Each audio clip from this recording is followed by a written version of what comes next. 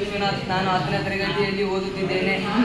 ವರ್ಗ ಸಮೀಕರಣ x ಅಕ್ಷರವನ್ನು ಹೊಂದಿರುವ ಒಂದು ವರ್ಗ ಸಮೀಕರಣವು ax² + bx² + c 0 ರೂಪದಲ್ಲಿ ಇರುತ್ತವೆ.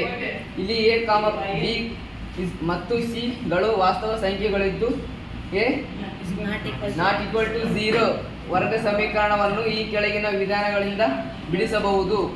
1ನೇ ವಿಧಾನ ಅಪವರ್ತನ ವಿಧಾನ, 2ನೇ ವಿಧಾನ ವರ್ಗ ಪೂರ್ಣಗೊಳಿಸುವ ವಿಧಾನ, 3ನೇ ವಿಧಾನ ನಕ್ಷ ವಿಧಾನ, 4ನೇ ವಿಧಾನ ಸೂತ್ರದ ವಿಧಾನ. ಈ ಮುಂದೆ ನಾಗರಾಜ್ ಅವರು ಎಕ್ಸ್ಪ್ಲೇನ್ ಮಾಡುತ್ತಿದ್ದಾರೆ. x is equal to minus b plus or minus root of b square minus 4ac divided by 2a. b square minus 4ac ಬೆಲೆಯು ax square plus bx plus c is equal to 0. ವರ್ಗ ಸಮೀಕರಣದ ಮೂಲಗಳ ಸ್ವಭಾವವನ್ನು ಛೇದಿಸುವುದರಿಂದ b square minus 4ac ಅನ್ನು ವರ್ಗ ಸಮೀಕರಣದ ಶೋಧಕ ಎನ್ನುತ್ತಾರೆ.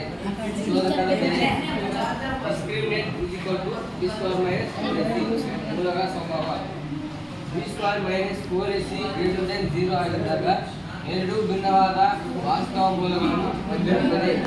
b square minus 4ac is equal to 0 ಆಗಿದ್ದಾಗ ಎರಡು ಸಮನಾದ ವಾಸ್ತವ ಮೂಲಗಳನ್ನು ಹೊಂದಿರುತ್ತವೆ.